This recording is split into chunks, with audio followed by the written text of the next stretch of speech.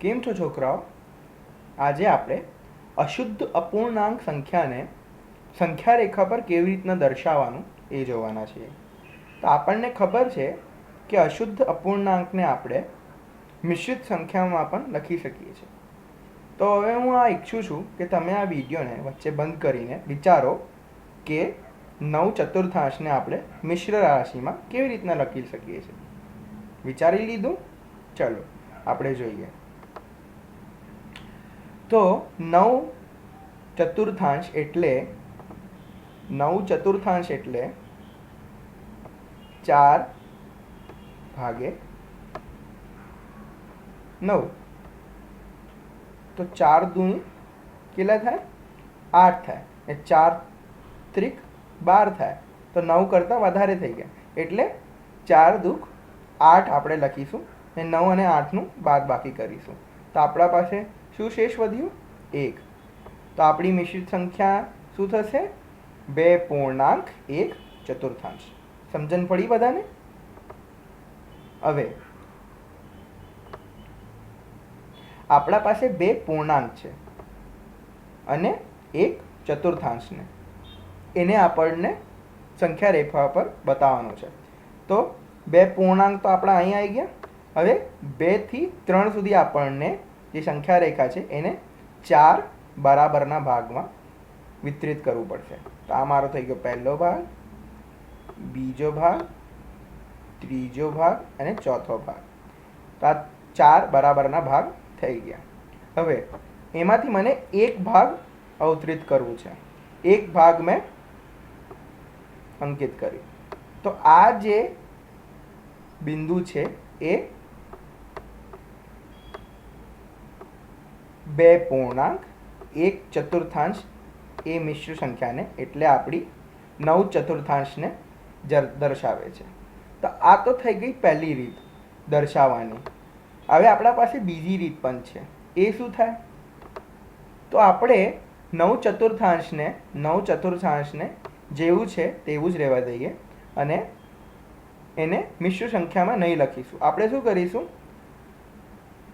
0 થી 1 વચ્ચે 4 બરાબરના ભાગ કરીશું, 1 થી 2 વચ્ચે 4 બરાબરના ભાગ કરીશું અને 2 થી 3 વચ્ચે 4 બરાબરના ભાગ કરીશું.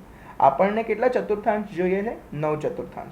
તો આપણે કરીએ 1/4, 2/4, 3/4, 4/4 ને 5 ને 6, 7, 8 ને 9.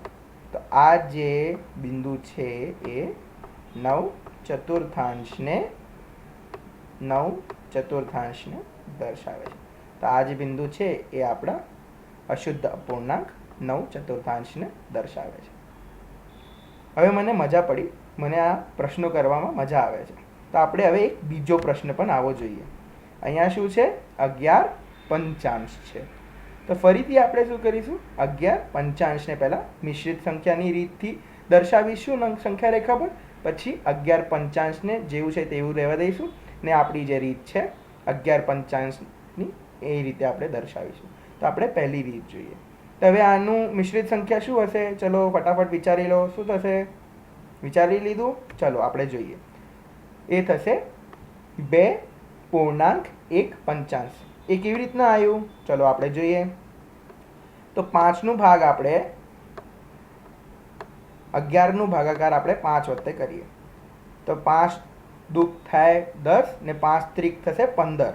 તો 15 11 કરતાં મોટું છે એટલે આપણે 5 × 2 લઈશું અને અહીંયા 10 લખીશું. ને 11 ને 10નું બાદબાકી શું થશે? 11 ને 10નું બાદબાકી થશે 1. એટલે આપણી મિશ્રિત સંખ્યા શું થશે? 2.1/5. ખબર પડી ગઈ બધાને? ચાલો હવે આપણે દર્શાવીએ. તો 2 તો આપણા પૂર્ણાંક અહીં સુધી થઈ ગયા. 2 પૂર્ણાંક આપણા અહીં સુધી થઈ ગયા.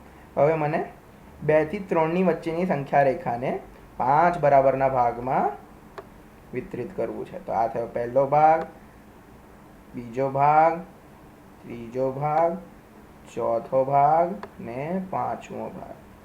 હવે એ 5 ભાગમાંથી મને એક ભાગ અવતરિત કરવું છે.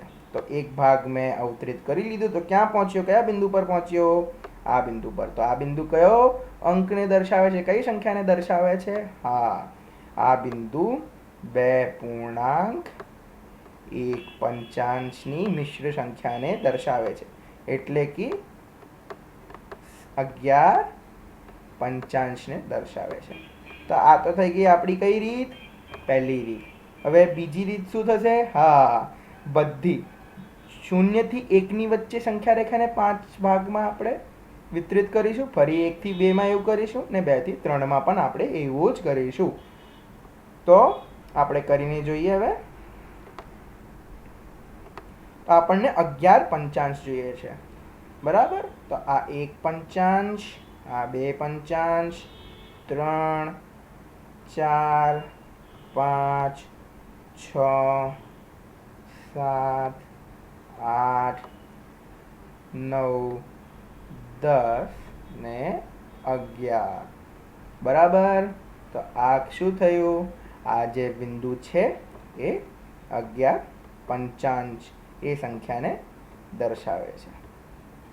તો આપણે બંને રીતથી જોઈ લીધું કે આપણે અશુદ્ધ સંખ્યાને, કોઈ પણ અશુદ્ધ સંખ્યા જે અશુદ્ધ અપૂર્ણાંક સંખ્યા આપી છે એને કેવી રીતના દર્શાવવાનું છે. સમજણ પડી ગઈ બધાને?